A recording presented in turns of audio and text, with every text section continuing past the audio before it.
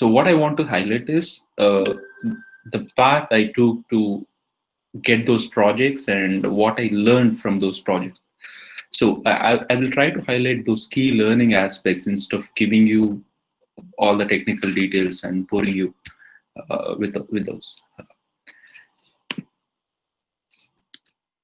Hope you can see my slide deck. Uh,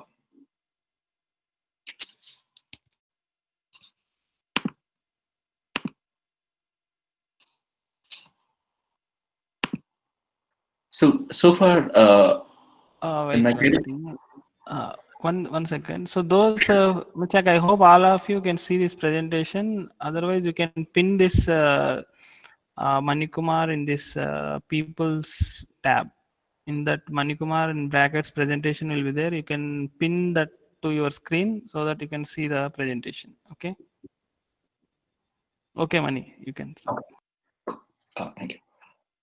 Yeah, so as I was saying, I have worked on two kinds of projects so far. One line was brain computer interface technology. That's where I got started. And the other line is currently the projects I'm working on, all are mostly about computer vision and machine learning. So what I will do now is I'll try to give you the glimpse of the kind of brain computer interface projects we worked on and the kind of equipment we used and what kind of outputs we delivered with those equipments. I'll try to highlight those aspects in the first part, and in the second part, I'll give you how the challenges arise in the computer vision and machine learning projects, especially in real world problems. Yeah, as Rafi sir was saying, I have been fascinated by this 1350 grams meat sitting between our ears. It's the most complex machine man has ever seen, and still today, till today, no one knows the mysteries behind this computer. Like there are five sense organs which collect the information about external world, and this particular organ processes all that information and comes up with concepts. It takes decision. It does creative thinking. So it does so many things in such a limited amount of space. So this has been a fascinating thing to me for quite a long time. And since we are in engineering, we had a very limited knowledge about how these things work, especially in biological textbooks and all. So I was trying to learn these things offline in my PUC 1, 2, and first year BTech.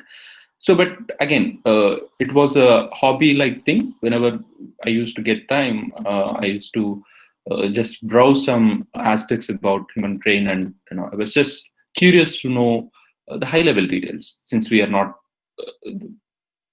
proper biologists. So, just to give you some context, the human brain is highly modular. Currently, whatever you are seeing is being processed by a region at the back of your brain, and only that region is responsible for processing the vision aspect. And similarly, to process the touch, there is another area, and to speak, there is one another area. So similarly, there is a designated place for doing every job in our brain. So the modular structure makes it very easy for us to understand what is happening in each area and get some understanding about the kind of algorithms it is running in the background. I'm just trying to give you the high level context for what I'm going to talk about later, the projects I'm going to talk about. So please bear with me if you think biology is not your cup of tea. So this is one interesting thing I just want to highlight. So at this moment, you're seeing your screens, and what is happening actually is the light reflected from your screens is falling on your retina, and that retina is converting those light signals into electrical signals, and there is a connecting wire that is transmitting all those signals to the back of your brain. So this area is called primary visual cortex. This is where all your visual aspects get processed. You recognize people because of this area. You recognize places, you recognize things.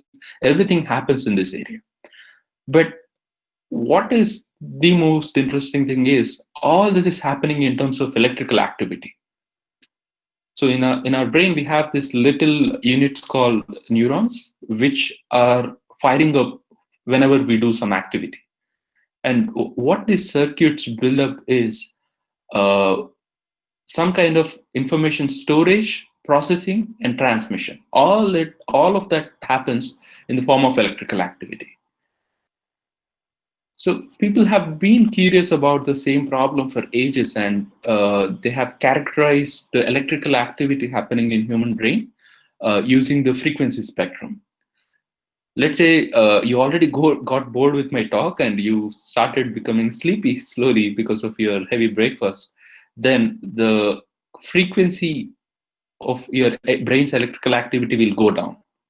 So the smaller that frequency value is, the less active or the more inactive you become. So that way, people have characterized human brain states, different states, with the kind of electrical activity happening inside those circuits.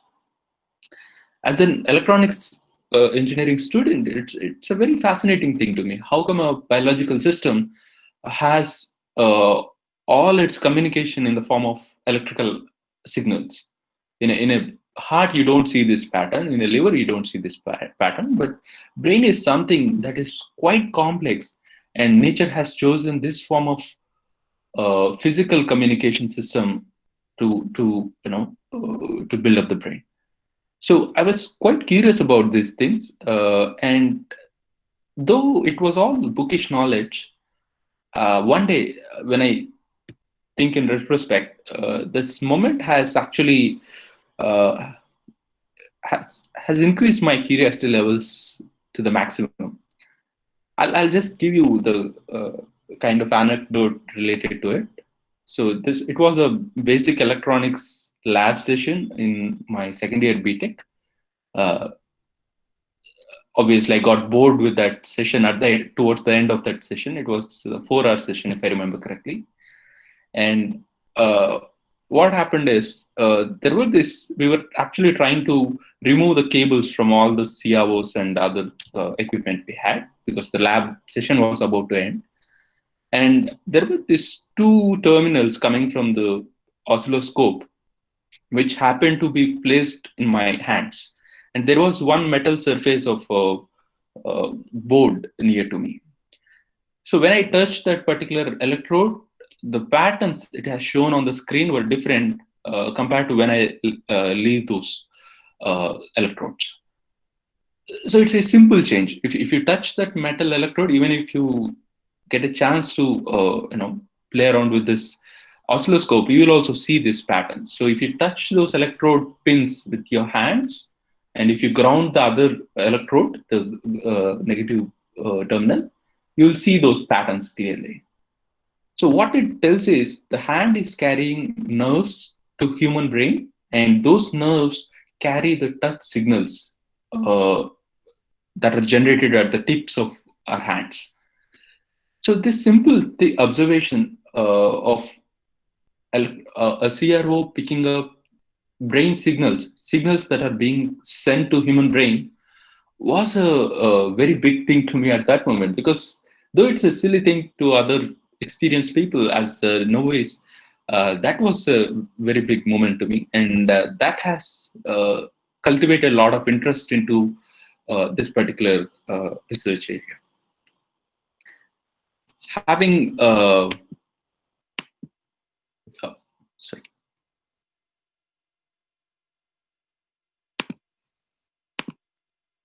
having observed those things on a simple CRO, I went to Rafi sir and asked him if he could help me with plotting those spectrograms. What I was seeing on CRO screen was time signals, and it was difficult to analyze. And as people were already doing frequency analysis in terms of alpha waves, beta waves, and gamma waves. I wanted to repeat the same, and I went to Professor asking for those MATLAB scripts. I mean, it's a one-line command if I look at it now, but those days that simple thing was also a big thing, and I went to him for help, and he was very kind enough to appreciate that idea, though it was very silly. He encouraged me to pursue that further, and that's a big thing. If you don't have that source of inspiration, you can't continue for so long. So it's definitely, as a teacher, he helped me to a great extent in continue in sustaining that interest in the beginning stages. So coming back to our story, what we did, actually, me and Professor, is we just built this simple, not so good-looking headset, a broken headset provided by Ajay. We just took the band and we just placed two electrodes, two metal pieces. They're not even electrodes, proper electrodes. They're just metal plates. So what happens is if you wear this on your forehead, this electrode sits exactly at the mid of your forehead, and the other electrode sits at the side, basically, where human brain has prefrontal cortex, which is responsible for attention. Like if you're paying attention to this talk currently, there will be a lot of activity happening. There will be a lot of activity happening in that particular region. So that was the kind of signals this simple gadget could capture. And using this very simple EEG headset, we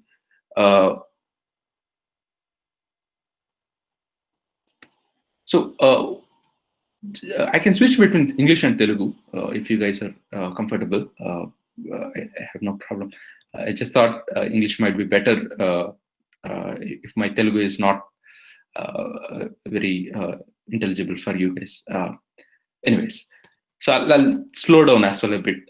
Sorry for that excitement. I just went on with this point. Anyway, so using this simple gadget, we captured some signals for different, like when a human performs different tasks. If we just place this headset on forehead, we can capture the brain signals. So what happens is there is a connecting wire which carries those signals, and there is a terminal which goes into the CRO oscilloscope, and we can save the images of spectrums and all using in that CRO. So that's where my actual work in EEG got started. I wouldn't say it's anything groundbreaking, but as a second year or third year BTech student, it was a very fascinating thing to me, and it helped me to explore the opportunities for internships. So as you all know, we have this third year internship program, right? So uh, there is this institute called Raman Research Institute in Bangalore, which is affiliated with the Indian Institute of Science. Uh, there is this lab called Brain Computer Interfaces Lab. So what this lab does is they build brain computer interfaces for people who can't communicate. If you take a paralyzed patient, right, he can't move his limbs. He can only look at things. Let's say he can't speak probably. Then what they were doing is they were building this brain computer interface module using which a patient can communicate his needs. Let's say this patient needs water. Uh, can a computer understand his need? Can a computer read his brain signals to understand his intentions and then raise a request for what he needs?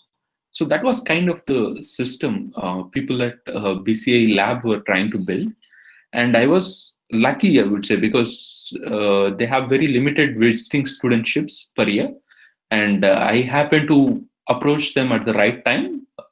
It was mostly about timing, I would say, and then that gave me this opportunity of 3 months internship at this lab.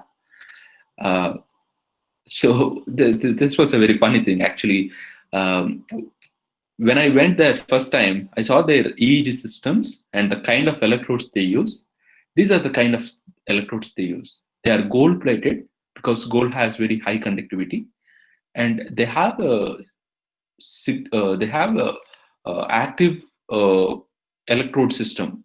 Active electrode in the sense they have a processing unit. They have a chip on top of this electrode to improve the signal quality. Like these are the electrodes we place on the scalp, right? And these electrodes pick up those brain signals, and there is a circuit right here to improve the signal quality. So this was the kind of high-tech EEG systems people at BCI were using, and it was quite advanced. Like what I worked actually on was quite silly compared to what they were actually working with. But still, the fundamental science is same, and in the 3 months time. Because of the background knowledge I learned earlier, I could do some studies using this simple uh, simple system in the sense it's easy to get data. So just to give you a feel of how it works, currently you are seeing this blinking screen, right? It's blinking at a certain frequency, maybe 10 hertz per sec, or less than 1 hertz also, because it's flickering very slowly. So what happens is when you look at this blinking signal, your brain, especially at the back of your brain, this region called primary visual cortex, picks up this signal because it is processing what you see, right? So this frequency is represented at the back of your brain. So if you just place an electrode, a metal electrode at the back of your brain, you will see the same frequency in those signals because your eye is seeing the same signals. So they designed, they replicated a very interesting brain-computer interface system at Raman Research Institute. So there is a person, paralyzed person, looking at one flickering light bulb. So let's say there is a board with three light bulbs, and each one of them is flickering at different frequency. Now, if the person is looking at the first light source, his brain will pick up signals with certain frequency. Okay, if he looks at the third uh, light source, his brain will pick up different frequency signals. So if his brain is connected to a computer through EEG system, uh, the computer knows by just doing the Fourier analysis, it knows what is that frequency the person is looking at.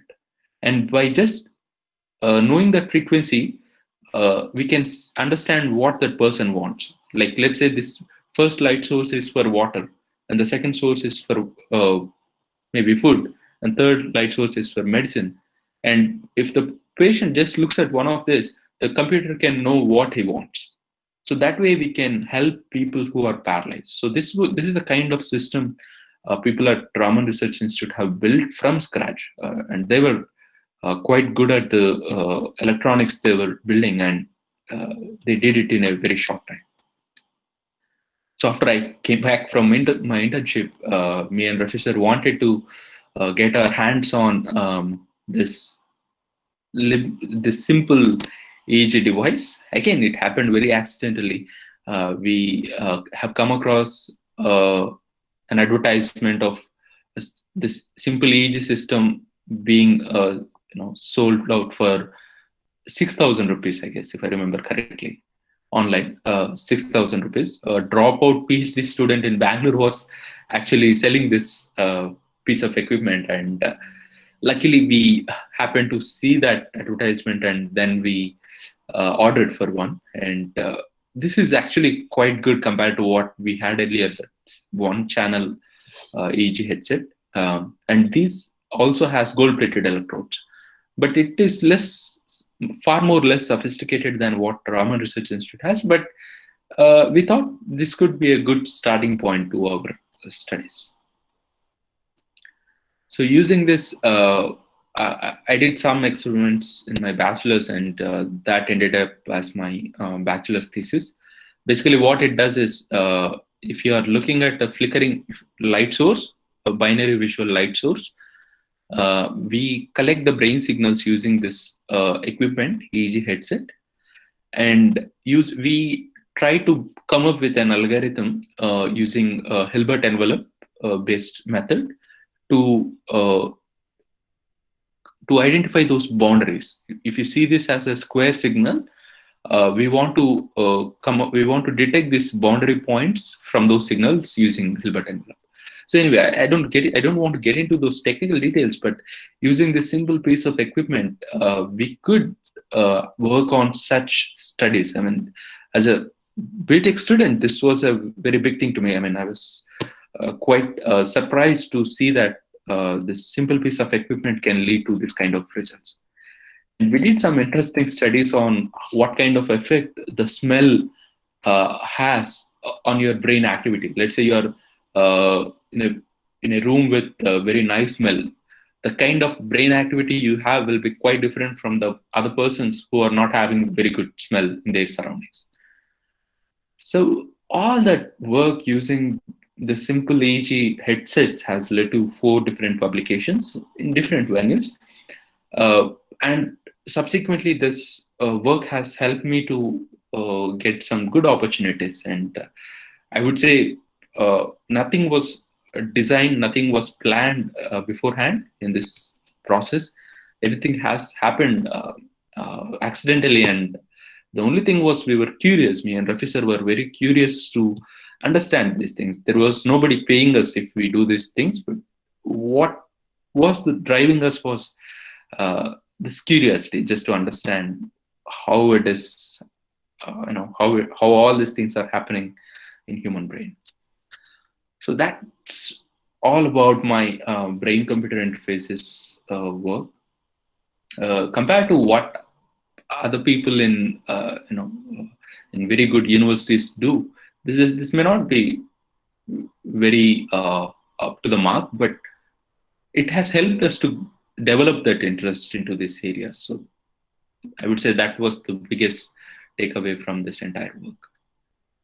So again, remember, these are the two simple equipments we designed. I mean, this we designed, this we have bought, and but to get this working, we had to do all the low-level stuff. Like we had a swimming cap so that this electrode will stick to the scalp.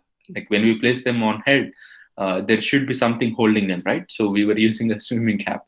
So all these little experiments were quite interesting, actually. So that's all. Two little pieces of equipment, and using which we could generate some 4 publications at the end of my bachelor's. So that's mostly about the work I did during my bachelor's. So after completion of my bachelor's, I didn't have a job right after my completion. So I was actually looking for opportunities uh, in the form of project assistantships or research assistantships. Um and believe me, I emailed hundreds of professors in all the premier institutes in India, hundreds of professors. I just months to do this, and 99% of them never replied because they get lots of such emails every day, and it was very difficult. But sometimes if you keep on trying, there is a probability of getting some good opportunities. So uh, the position I got at ITH was something very similar. Like I happened to email a professor there who had just got a DRDO project, uh, a sponsored project, and he was actually looking for some research assistants. So then I approached him through email, and I have sent him my CV, saying that, sir, I have done some work in my bachelor's, and it has generated some 4 publications. And he was quite interested in that because professors care about publications a lot. So that way I got this opportunity. And the project was about aerial object tracking. So the idea is DRDO has this drones, uh, and they want to build algorithms to track objects on the ground. Let's say they want to track a vehicle on the ground using a drone. What they have to do is they need to have a camera capturing that feed on the ground, and they need to build an algorithm that can track the objects. So I was like, why is it so complex? I mean, is it such a difficult problem compared to what we were doing with human brain? So I was not very, satisfied with the complexity of the problem. But once I started looking at the data they had, I felt that complexity of the problem. It is very complex. So tracking such small blobs in a scene from an aerial view is very hard. Believe me, I mean it's not an easy job. So human brain itself uh, sometimes fails in doing it successfully. So, but we were trying to build an algorithm using computer vision methods. So at the end of the day, we came up with an architecture uh, with the help of a PhD student at IITH. Uh, in a 6 months project, we designed a architecture which can not only run fast on mobile devices like your mobile phone, but also because all these drones have very low budget electronics. They can't have a very high end computer on the on the onboard. So that's the reason we simplified the method, and we came up with one architecture which works well. And it was deployed also. We tested in the field, and it could track objects of this size and this ambiguous appearance also, especially in night times. You can't see using RGB light, so you have to use something called infrared sensor. So that sensor can capture this kind of images, and the algorithm we came up with could track objects in that kind of environments. Yeah. Uh, so that was mostly about my work at IITH, and that also generated one conference publication. You may ask why we need publications. If you are interested in research, people care about publications because publications shows that you have completed a piece of work satisfactorily. You just didn't try it and leave it at that stage, but rather you have completed one study and you have got it published. So people value that a lot when you are applying for higher studies like masters or PhD. So that was the reason I was parallelly generating publications along with doing some interesting fun stuff like this. So that was about my 6 months project at IITH, and after that I didn't have job again. But again, this has happened accidentally. I was attending a conference at IISc Bangalore, and there was a manager attending the same conference in that uh, event. I mean, in the same building, and we happened to just have a chat over lunch. Like we were just exchanging our interest, and he mentioned that he is actually looking for people to work on some computer vision projects. And having experienced a project at IITH, I immediately asked about my suitability to that project, and luckily I got accepted into that position. And the kind of project they were working on is driver drowsiness detection. This is again very interesting. Let's say you're driving a car in the midnight, let's say, and you suddenly fell asleep. What if there is a camera sitting on your car dashboard, which can actively monitor your status? Are you sleeping or are you active? If a camera can make the judgment, then that can save your life, right? So this is a very uh, demanding application in real world, especially in automotive community. So they were building this driver drowsiness detection project, and it was a very good R&D team. So what happens is, even in some small companies, you will find this good R&D teams with PhDs and all. So those are some very good places, I would say, because there is a lot to learn there. Those people deal with very low level issues, uh, and you will learn a lot when you work on such projects. And I was lucky to get that opportunity and work with those people. And I was there in that project for 2 years before I moved out for my PhD. But that 2 years was a very good learning experience. So this was the project I worked on there, which is called facial key point detection. The idea is very simple. If a computer wants to say whether you are sleeping or not by looking at your face, it has to look at your eyes, right? So it has to look at your eyes primarily and say whether they are closed or not, right? So to make that judgment, the computer needs to get that XY positions of eye key points from the image. Like if you're capturing your image, face image using your phone camera, the phone needs to know where your eyes are. It's nothing but coming up with those XY positions, XY coordinate values for the eyes. So this problem is called facial key point detection. Again, I was like, why is it such a difficult problem? Eyes have certain shape, they look like ovals, and they have certain color appearance. Isn't it easy to just come up with a simple algorithm to do this job? Is it such a complicated problem? Like I was having these questions when I took up this problem first, but it was quite challenging, believe me. There are loads of variations one has to deal with when you work on such computer vision problems, real world computer vision problems.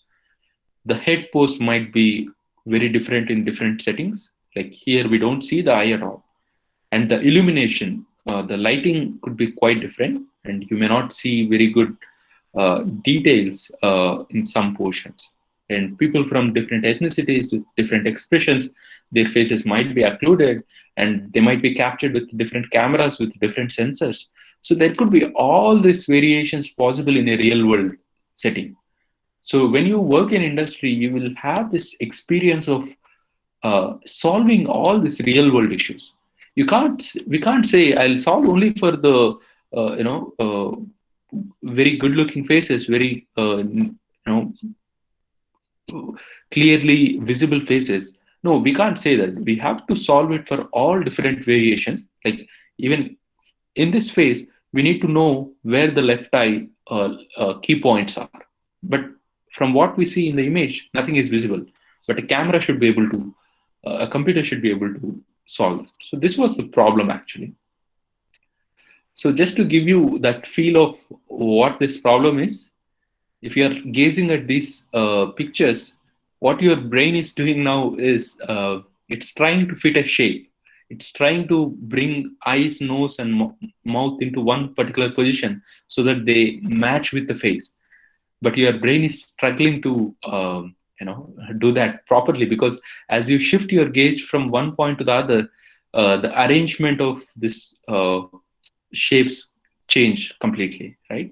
So we humans also do this facial key point detection. We try to detect where the eyes are, nose is, and the mouth is, but it's a very difficult problem even for a computer. Uh, as a brain fan, every problem I jump into in computer vision, I would like to see first them as neuroscience problems. So this is just uh, you know. Motivation aspect to understand how this computer vision algorithms can be built by mimicking human brain. Anyways, coming to the solution we came up with. So given a face image, we first detect the face, where the face is. Even the phone cameras have this technology these days, so it's not a very difficult thing. We can detect the face. Detecting the face in the sense, we need to come up with this bounding box, and then we need to come up with these facial key points, where the eyes are, where the nose is, and where the mouth is. But to come up with the correct points, first we'll start with some wrong points, and then we will correct them using this landmark detector. I won't get into the details of all this algorithms, but I just want to give you that feel for how this problem looks like. So let's say we have some wrong points. As you can see, the right eye is not actually on the right eye, it is somewhere else. But this is what we are expecting. And what this computer vision algorithm does is it moves these points, initial points, to these final points using some mathematical steps. So I don't want to get into all the details, but I want to highlight one good aspect, one interesting aspect about these algorithms. All of us might have seen this first order Taylor series expansion in our 11th or 12th textbooks, but believe me, that was not something I appreciated a lot in my studies. Because what's the great thing in expanding a function using its polynomials or derivatives? What is so surprising? It was not a very big thing to me when I was studying them, but when I started working on these problems, and when I started applying that math in those problems, I appreciated those math techniques a lot. So math was a very boring subject to me, but when I started working on this real world computer vision projects, it became very interesting. So I would say having this basics just learned is good, but at some point, will if we are working in industry in the core areas, you will get a chance to apply all those basics in the real world problems. Now, the simple first order Taylor series expansion based formula has led to a very good algorithm in the project I was working on, and it gave a very good key point detector. Like let's say in a driving condition, the illumination is very challenging, and but using this formula, an algorithm based on this formula, we have come up with the very good algorithm. So I won't bore you with all those technical details, but this is the final output we had at the end of the day. This demo was published recently. Uh,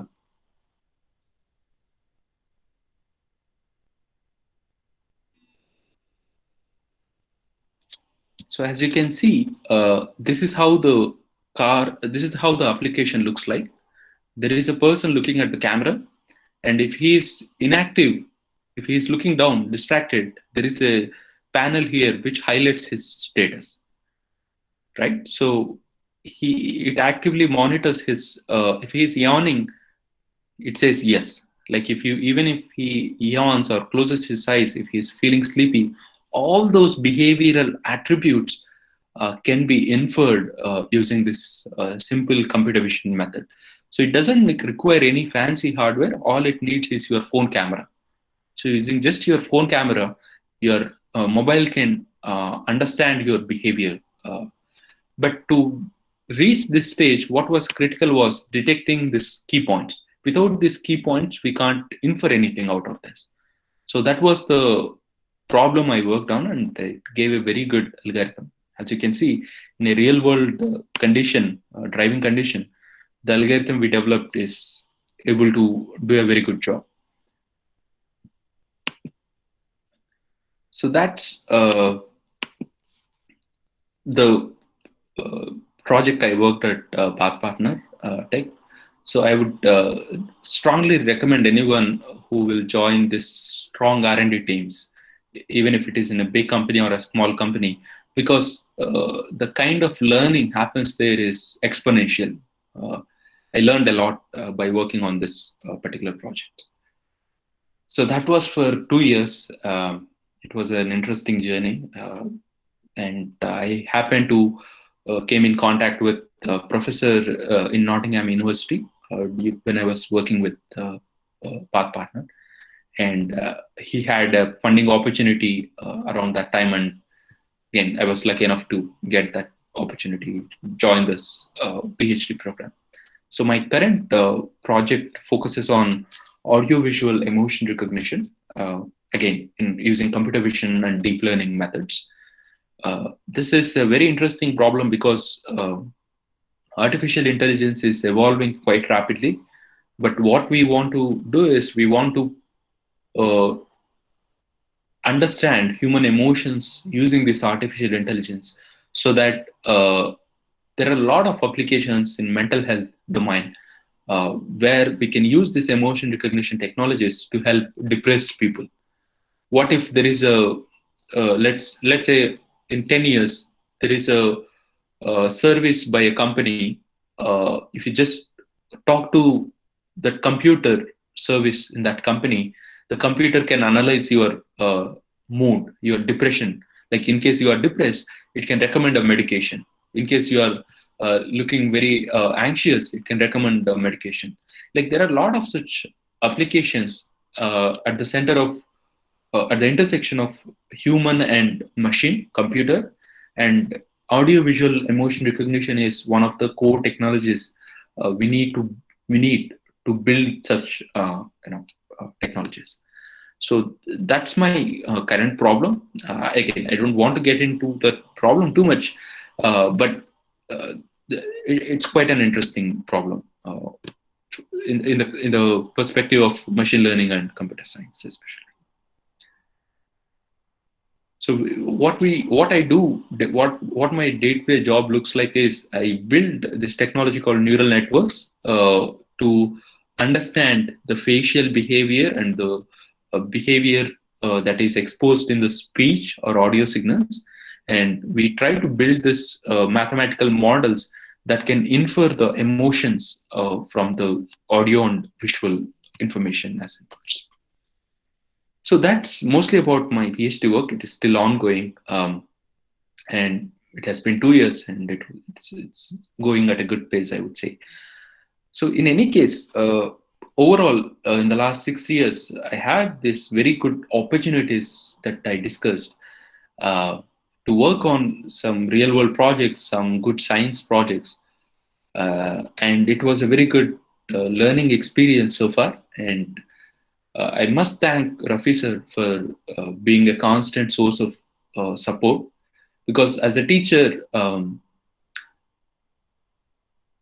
sustaining that interest in a student is very important. And Rafi sir was very instrumental in in developing some developing this curiosity. I would say it was very difficult without his support. So I would like to use this opportunity to thank him, and I would like to thank you also for being very patient with my uh, you know uh, long talk. I guess it has been uh, quite long time.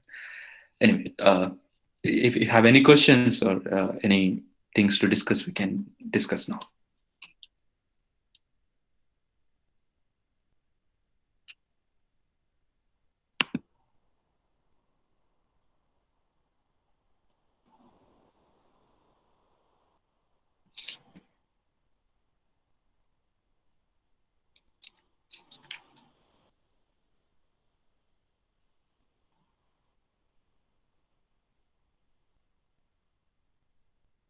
Uh, Hello. Yeah, money. Yeah. So basically, you can now discuss. It's like you can just give some general suggestions to the students, Uh, okay. like to what year they should start and what should they do. All these things. Yeah. Okay. You can So, now start. You can now talk in Telugu, so okay. that yeah, it can be like connective, more like informal discussion. Yeah. Sure. Sure. Yeah మీకు ఏమైనా questions ఉంటే అడగండి. నాకు only research గురించి కొంచెం idea ఉంది కాబట్టి నేను ఆ సైడ్ కొంచెం ఎక్కువ చెప్పగలను. బట్ ఈవెన్ ఇన్ జనరల్ మీకు ఏమైనా డౌట్స్ ఉంటే కెరీర్ సైడ్ కానీ I can just give you some information, but not an expert either in other subjects. So career side వస్తే I mean as BTech student మనకు చాలా లిమిటెడ్ ఆపర్చునిటీస్ ఉంటాయి బయట, ఎందుకంటే చాలా కాంపిటీషన్ ఉంది. But at the same time మనకు ఉన్న 2 to 3 years time బీటెక్ లో 4 years time లో side project even if it is very small should be fine. So ఏమైనా సైడ్ ప్రాజెక్ట్స్ మీద వర్క్ చేయగలిగితే it would add very you know good amount of text to our CV. So that so మీరు CV build చేసుకోవాలంటే ఖచ్చితంగా ఈ side projects చాలా అవసరం. But it should come out of curiosity again. We can't you know, do it for a job or anything like that particularly. But మీకు ఏదైనా particular aspect మీద curiosity ఉంటే we have limited resources, but with what ever we have we can get started. మనకు తక్కువే ఉన్నాయి resources, but still we can do something in that limited space anything. So మీరు ఎవరైనా masters కానీ అలా PhD కానీ అలా వెళ్ళాలనే ఐడియా ఉంటే you can contact me. So especially GRE, TOEFL, IELTS ఇలాంటి ఎగ్జామ్స్ గురించి కానీ నేను ఒకసారి 2 times రాయాల్సి వచ్చింది ఎగ్జామ్స్ కొన్నిసార్లు, ఎందుకంటే there was some financial issues as well when I applied first time. So so you can contact me regarding those exams as well. Apart from that, in industry, if you are, there are very good small R&Ds. As a fresher, మనకు చాలా మంచి learning experience ఉంటుంది అక్కడ. జనరల్గా ఏంటంటే ఈ MNCs అన్నింటిలో ఏంటంటే ఒక కైండ్ ఆఫ్ ఫిక్స్డ్ స్ట్రక్చర్ ఉంటుంది ఆల్రెడీ. మన లెర్నింగ్కు చాలా తక్కువ స్కోప్ ఉంటుంది. Still out of the interest నేర్చుకోవచ్చు, బట్ స్కోప్ చాలా తక్కువ ఉంటుంది. బట్ ఒక స్టార్ట్అప్ కానీ ఒక R&Dలో కానీ మనమే ఎక్స్ప్లోర్ చేయాలి ప్రాబ్లమ్స్, మనమే సొల్యూషన్స్ బిల్డప్ చేయాలి ఫ్రమ్ స్క్రాచ్. అండ్ అది చాలా మంచి లెర్నింగ్ ఎక్స్పీరియన్స్ అవుతుంది, ఎస్పెషలీ మీరు కోర్ ఏరియాస్లో వర్క్ కావాలంటే. సో మీకు ఏమైనా క్వశ్చన్స్ కానీ కెరీర్ సైడ్ అలా ఉంటే you can raise those questions as well.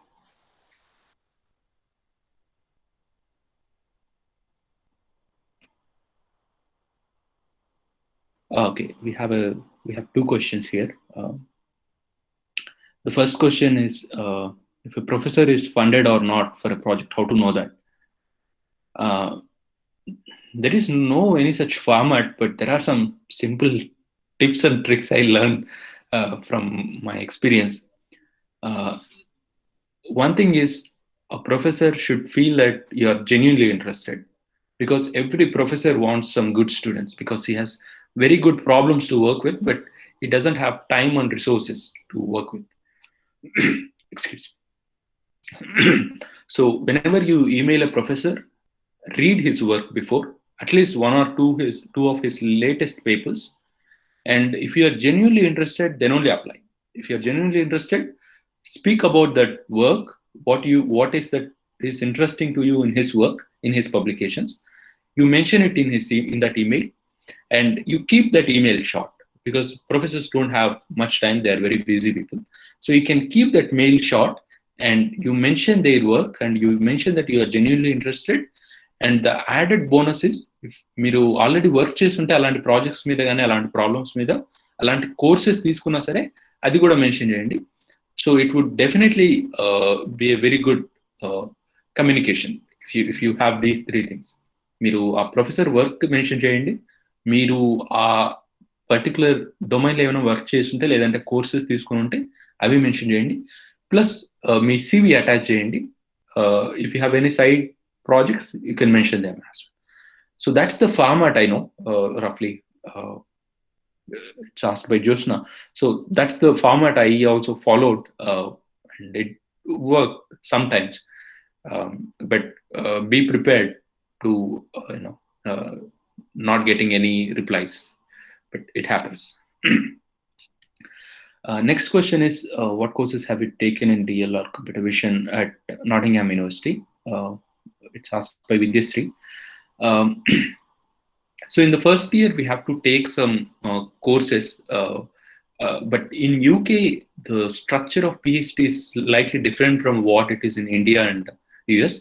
So ఇక్కడ ఏంటంటే ఫస్ట్ ఇయర్లో ఒక 4 courses తీసుకోవాలి. Again ఇది optional courses, there is no mandatory coursework. So నేను ఇక్కడ అడ్వాన్స్డ్ ఆప్టిమైజేషన్ లో తీసుకున్నాను, నాన్ కాన్వెక్స్ ఆప్టిమైజేషన్ లో కొన్ని కోర్సెస్ తీసుకున్నాను. అగైన్ ఇట్స్ మెషిన్ లెర్నింగ్ లో కొన్ని అడ్వాన్స్ సబ్జెక్ట్స్ మీద తీసుకున్నాను, advance machine learning. Deep learning మీద ఒక కోర్స్ ఉంది, but it's at basic level. So మీరు ఆల్రెడీ డీప్ లెర్నింగ్ మీద వర్క్ చేస్తుంటే ఆ కోర్సెస్ ఏం అవసరం లేదు ఇక్కడ సెపరేట్ గా. But I've taken only 4 courses, and but still I do some online courses even today, because ఈ deep learning or machine learning అనేది ర్యాపిడ్ గా ఎవాల్వ్ అవుతుంది. So it's good to take some courses online as well. That's for Vidyasri.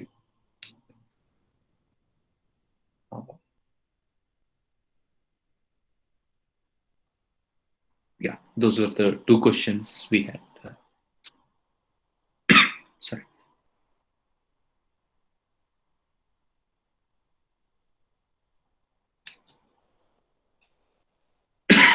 Sorry.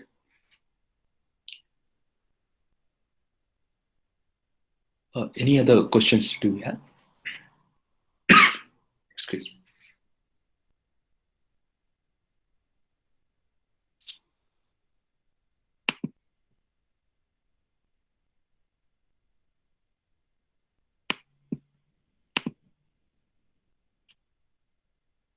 Okay, I'll put my email as well in the chat box.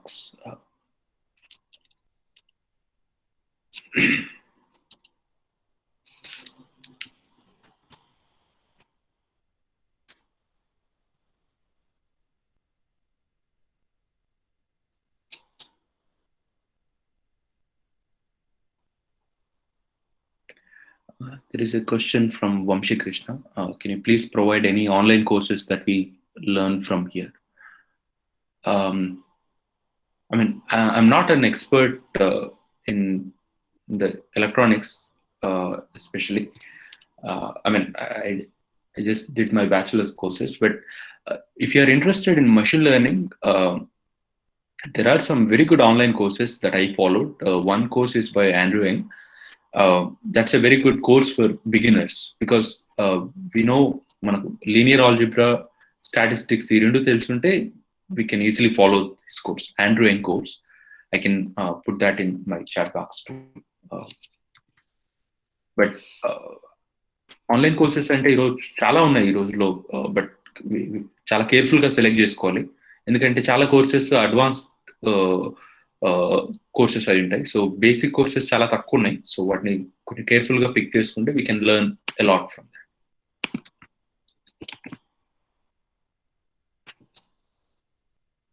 Here is my LinkedIn profile as well, if anybody wants to contact me offline.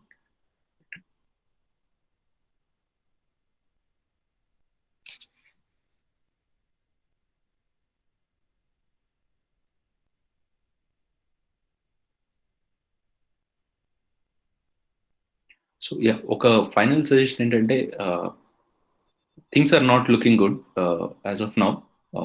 I mean things are not in a good shape. So funding opportunities చాలా తక్కువ ఉన్నాయి, మీరు PhDs కానీ మాస్టర్స్కి apply చేస్తున్నా.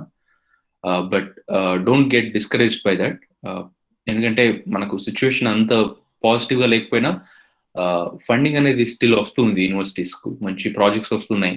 Especially machine learning కానీ deep learning లో ఉంటే మీకు ఇండస్ట్రీ సపోర్ట్ చాలా ఉంటుంది, మీరు ఇంటర్న్షిప్స్ చేయొచ్చు. సో ఆ ఇంటర్న్షిప్స్ కూడా చాలా మంచి లెర్నింగ్ ఎక్స్పీరియన్స్ అవుతుంది. So don't get discouraged by the situation outside, things are still good, I would say. So there is a question by Manikanta. What is the best course to master statistics required for ML or TL? So we need one probability and stochastic process, basic PSP course, mandatory. That is mandatory. But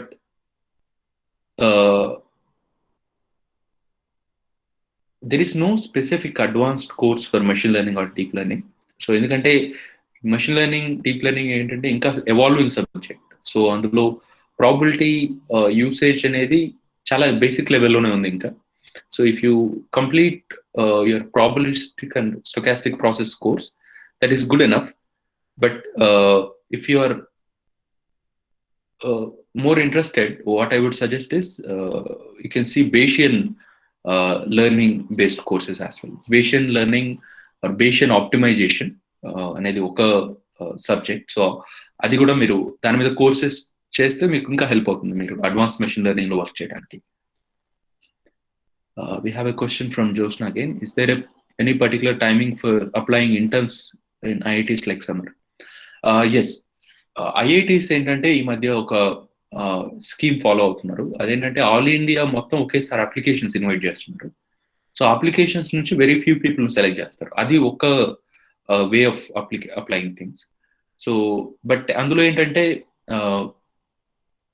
ఎక్కువ emphasis మీ marks మీద, మీ academic background మీద ఉంటుంది. మీరు ఏమైనా publications ఉంటే help అవుతాయి, but still chances తక్కువ ఉన్నాయి ఆ particular all India level internship స్కీమ్లో. ఐఐటీస్ లో సమ్మర్ అనేది ఏం లేదు, వాళ్ళకి ప్రాజెక్ట్స్ త్రూఅవుట్ ద ఇయర్ ఉంటాయి. మీరు మంచి డిపార్ట్మెంట్లోకి వెళ్తే సో త్రూఅవుట్ ద ఇయర్ ఉంటాయి. మీరు ప్రొఫెసర్ని అప్రోచ్ అవ్వడం బెటర్ అని నా సజెషన్. బట్ అది అంత ఈజీ పాత్ కాదు. We have to shoot multiple emails, but if you keep doing it you will definitely get a chance, but it takes time. It's a time taking process. We have a question from Vidyasri. To what extent programming is required to excel in MS or PhD or in a company? Very much required. Programming ఏంటంటే చాలా అవసరం. But basic ఏంటంటే Python వస్తే machine learning you can do most of the machine learning.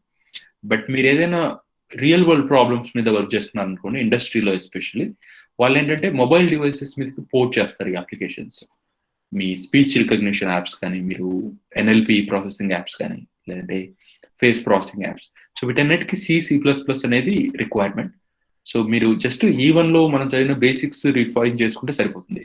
We don't need any advanced courses like computer science people. We just need some basics. That's all it takes. So that's about the programming part.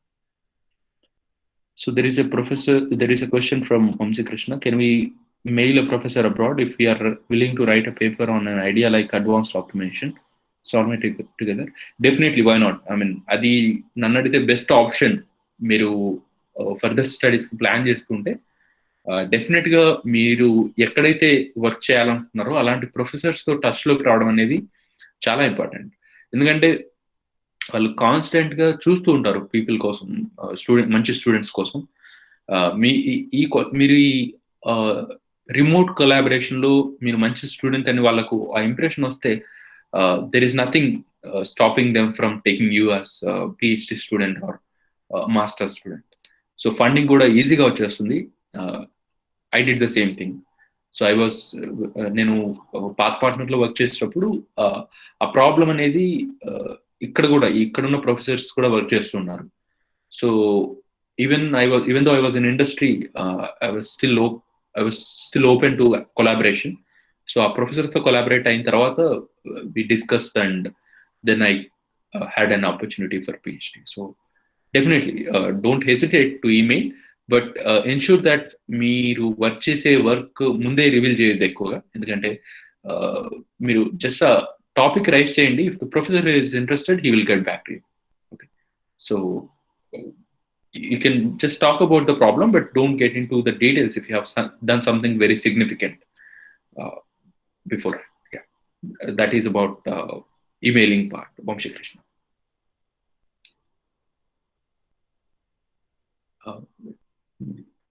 Okay, how to publish? So one guy has a question about publication. So మనకేంటంటే engineering లో 2 ways ఉన్నాయి మనం publish చేయడానికి papers. Conferences, journals long time తీసుకుంటాయి. And also మంచి quality కావాలి, మంచి quality work కావాలి జర్నల్కు. క్వాలిటీ ఇన్ ద సెన్స్ చాలా కంప్లీట్ పీస్ ఆఫ్ వర్క్. ఒక ప్రాబ్లం మీద మీరు కంప్లీట్ వర్క్ ఉండాలి ఒక జర్నల్కి అయితే. వెరాస్ కాన్ఫరెన్స్కి ఏంటంటే మీరు ఇంటర్మీడియట్ స్టేజ్లో ఉన్న పర్లేదు మీ సొల్యూషన్, బట్ మీకు పబ్లికేషన్స్ జనరేట్ చేసుకోవాలంటే conferences are the best places. So మనకి ఇండియాలో ఏంటంటే నేషనల్ కాన్ఫరెన్సెస్, ఇంటర్నేషనల్ కాన్ఫరెన్సెస్ ఉంటాయి. సో నేషనల్ కాన్ఫరెన్సెస్లో national congress and communication IIT Bombay ఒకటి కండక్ట్ చేస్తుంది, ఎన్సిసి. సో అది ఒక మంచి కాన్ఫరెన్స్. తర్వాత ఎస్పీ కామన్ ఒక ఐఏఎస్సి కాన్ఫరెన్స్ ఉంటుంది, సిగ్నల్ ప్రాసెసింగ్ అండ్ కమ్యూనికేషన్స్ ఉందా, అది ఒక మంచి కాన్ఫరెన్స్. సో ఆ రెండు కాన్ఫరెన్సెస్ చాలా మంచి కాన్ఫరెన్సెస్, చాలా మంచి వాల్యూ ఉన్న కాన్ఫరెన్సెస్. ఆల్సో మన కాన్ఫరెన్సెస్ చూస్ చేసుకున్నప్పుడు కొంచెం మంచి కాన్ఫరెన్సెస్ చూస్ చేసుకుంటే వాల్యూ బాగుంటుంది అవుట్పుట్ తర్వాత. అంటే ఎవరైనా మన సివి ఎవాల్యుయేట్ చేసేటప్పుడు కూడా ఎక్కడ పబ్లిష్ చేశారనే దానికి కూడా ఇంపార్టెన్స్ ఇస్తారు. So NCC and SPCOM are two good conferences.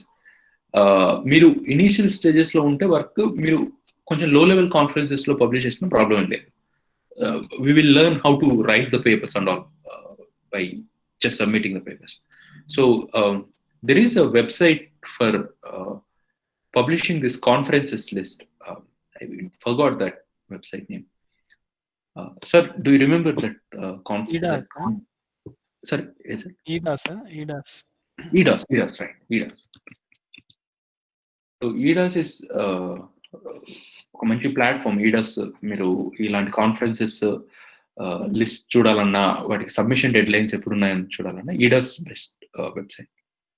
So yeah, that's about the conferences part. We have one more question. Any suggestion on writing better research paper, tactics, novel methods, and any? Writing papers is hard. Let me accept it. చాలా హార్డ్గా ఉంటుంది. But writing ఏంటంటే మీరు ఒక ఐడియాను communicate చేస్తున్నారు. So మీ own idea అయినప్పుడు దాన్ని మీరు ఎంత క్లియర్గా ఎక్స్ప్లెయిన్ చేయగలరు అనేది చాలా ఇంపార్టెంట్. సో ఆ క్లారిటీ, లో లెవెల్ డీటెయిల్స్ కూడా చాలా క్లియర్గా ఎక్స్ప్లెయిన్ చేయాలి పేపర్లో. So there are lots of online resources. నేను అంత ఎక్స్పర్ట్ కాదు పేపర్స్ రాయడంలో, నేను ఇంకా నేర్చుకుంటున్నాను. So but I would suggest taking some courses. There is one online course. Let me just put that link for you.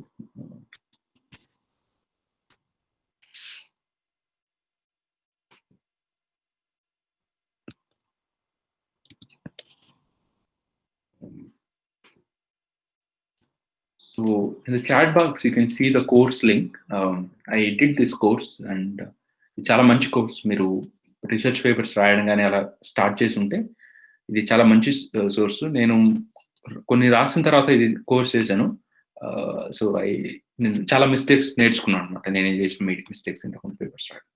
So you can use this course as a reference if you.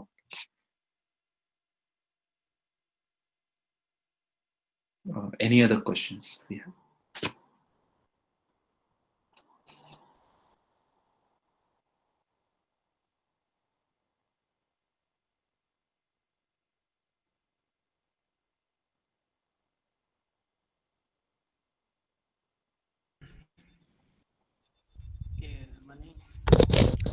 So one second. I think